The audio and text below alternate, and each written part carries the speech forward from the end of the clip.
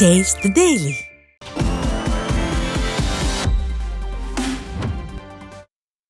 கடலூர் மாவட்டம் மங்களூர் அருகே கொரக்காவடி ஊராட்சியில் தரமற்ற முறையில் சாலை அமைக்க மக்கள் எதிர்ப்பு தெரிவித்ததால் பணிகள் கிடப்பில் போடப்பட்டுள்ளன. சிமெண்ட் சாலை அமைப்பதற்காக இருபுறமும் அமைக்கப்பட்ட கான்கிரீட் தடுப்புகள் கைகளால் பெயர்ந்து எடுக்கும் அளவிற்கு தரமற்ற முறையில் போடப்பட்டதாக கூறப்படுகிறது. இதற்கு எதிர்ப்பு தெரிவித்ததால் விடிய அரசின் அதிகாரிகள் சாலை பணிகளை நிறுத்திவிட்டதாக அப்பகுதி மக்கள் குற்றம் சாட்டினர். இந்த ரோடு உடனே இன்ஜினியரோ வீடியோ ஆய்வு செய்து இது உடனே தரமாக போகணும். இந்த ரோடு தரமாக போட்டு மக்கள் பயன்பாடு கொடுக்கணும். தயவுசெய்து இந்த ரோட்டில் நிறைய பேர் விழுந்து கால் ஒடிஞ்சு நிறைய பேர் ரொம்ப கஷ்டமான சூழ்நிலை ஆகிட்டாங்க. நிறைய பேர் வயசானவங்க நிறைய நடக்கிறாங்க. குண்டு குழிமா ரோடு இருக்குது. இந்த ரோடு நல்லா பாருங்கள். நல்ல ஏற்கனவே இருந்த ரோடு நல்லா இருந்தது. அதை பேர்த்துட்டு இப்போ மோசமான நிலைமைக்கு கொண்டு வந்து விட்டாங்க.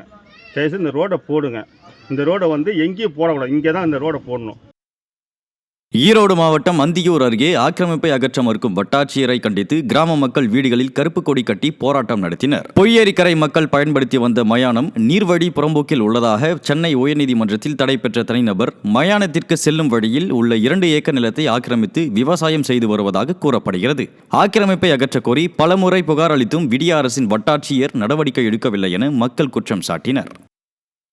2 ஏக்கருக்கு மேலே விவசாயம் செய்து ஆக்கிரமித்து பண்ணிட்டு கொண்டிருக்கிறார். ஆனால் அதன் மீது அந்தியூர் தாசில்தார் எந்த ஒரு நடவடிக்கையும் எடுக்க முன் வர மாட்டேங்கிறாரு.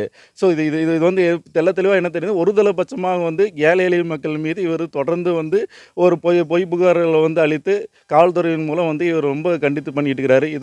இதை ஒரு பட்சமாக செயல்பட்டு கொண்டிருக்கிற தாசில்தாரை கண்டித்து நாங்கள் வீடுதோறும் கருப்பொடி ஏற்றுக்கொண்டு இருக்கிறோம். விருதுநகர் மாவட்டம் ஸ்ரீவில்லிபுத்தூர் அருகே தாவைக்க மாநாட்டிற்கு பேனர் வைத்தபோது மின்சாரம் தாக்கி கல்லூரி மாணவர் உயிரிழந்தார். இனாம் கரிசல்குளம் பகுதியைச் சேர்ந்த காளீஸ்வரன் என்பவர் தனியார் கல்லூரியில் 1ஆம் ஆண்டு படித்து வந்தார். இந்த நிலையில் தாவைக்க மாநாட்டிற்கு பேனர் வைத்துக் கொண்டிருந்த போது காளீஸ்வரன் மீது மின்சாரம் பாய்ந்தது. தொடர்ந்து மருத்துவமனைக்கு அழைத்துச் செல்லப்பட்ட காளீஸ்வரனை சோதித்த மருத்துவர்கள் அவர் ஏற்கனவே இறந்துவிட்டதாக தெரிவித்தனர்.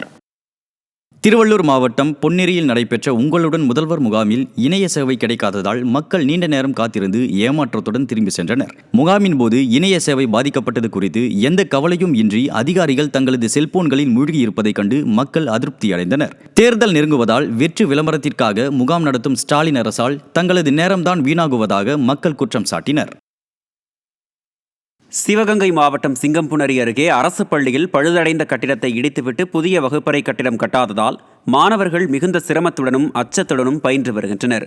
குன்னத்தூரில் ஊராட்சி ஒன்றிய நடுநிலைப் பள்ளி கட்டிடம் பழுதடைந்துள்ளதால் மாணவர்கள் மரத்தடியில் கல்வி பயிலும் அவலம் ஏற்பட்டுள்ளது. இதுகுறித்து அதிகாரிகளிடம் பலமுறை வலியுறுத்தியும் எந்த நடவடிக்கையும் எடுக்கப்படவில்லை என்றும், திறனற்ற ஸ்டாலின் அரசின் அமைச்சர் அன்பில் மகேஷ் கேளிக்கை நிகழ்ச்சிகளில் ஆர்வம் காட்டுவதால் பள்ளிக்கல்வித்துறை சீரழிந்து விட்டதாகவும் பெற்றோர் வேதனை தெரிவித்தனர். திண்டுக்கல் மாவட்டம் கொடைக்கானலில் காலை முதல் NIA அதிகாரிகள் நடத்திய சோதனையின் போது ஆம்பூர் பிரியாணி கடை உரிமையாளர் கைது செய்யப்பட்டார். பாமக நிர்வாகி ராமலிங்கம் கொலை வழக்கு தொடர்பாக திண்டுக்கல், கொடைக்கானல், தென்காசி உள்ளிட்ட இடங்களில் NIA அதிகாரிகள் சோதனை நடத்தினர். இந்நிலையில் கொடைக்கானல் நகர்ப்பகுதியில் உள்ள ஆம்பூர் கடை உரிமையாளர் இன்பதுல்லாவை NIA அதிகாரிகள் கைது செய்து அழைத்து சென்றதால் அப்பகுதியில் பரபரப்பான சூழல் ஏற்பட்டது. சேலம் மாவட்டம் மேட்டூர் அருகே கொளத்தூரில் மக்காச்சோள பயிர்களை காட்டுப்பன்றிகள் சேதப்படுத்தியதால் விவசாயிகள் வேதனையடைந்தனர். கொளத்தூர் சுற்றுவட்டார பகுதிகளில் விவசாயிகள் மக்காச்சோளம், நிலக்கடலை உள்ளிட்டவற்றை பயிரிட்டு வருகின்றனர். இரவு நேரத்தில் வனப்பகுதியில் இருந்து வந்த காட்டுப்பன்றிகள் பயிர்களை சேதப்படுத்தியதால் நஷ்டம் ஏற்பட்டுள்ளதாக தெரிவித்த விவசாயிகள் விடிய அரசின் வனத்துறையினர் நடவடிக்கை எடுப்பதில்லை என குற்றம் சாட்டினர். கடலூர் மாவட்டம் ஸ்ரீமுஷ்ணம் அருகே எப்போது வேண்டுமானாலும் இடிந்து விழும் நிலையில் உள்ள மேல்நிலை நீர்த்தேக்க தொட்டியை அகற்ற அப்பகுதி மக்கள் கோரிக்கையை விடுத்துள்ளனர். பாளையங்கோட்டை கீழ்ப்பாதி கிராமத்தில் உள்ள அரசு பள்ளி வளாகத்தில் பழுதடைந்துள்ள நீர்த்தேக்க தொட்டியால் அசம்பாவிதம் நிகழும் அபாயம் இருப்பதாக பெற்றோர் அச்சம் தெரிவிக்கின்றனர். விடிய அரசின் அதிகாரிகள் மக்கள் உயிரின் மீது அலட்சியம் காட்டுவதாக குற்றச்சாட்டு எழுந்துள்ளது.